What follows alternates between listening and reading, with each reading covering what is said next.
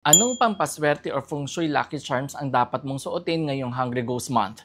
Remember na napaka-unstable ng luck and positive energy ngayong August 23 to September 21. At dahil malaki ang chance na mamalasin tayo, kaya naman, narito ang pwede mong gamitin para makontra ito. Para sa mga lalaki, una, Dorhedrolo Mantra Bangle Gold and Silver.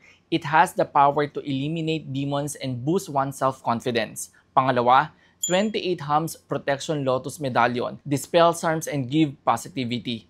Para naman sa mga babae, una, Om Infinite Blessings Bangle. This purifies negative karma especially during Ghost Month. Pangalawa, Re-Protection Pendant, protect you from spiritual harm. Pangatlo, White Umbrella Scarf.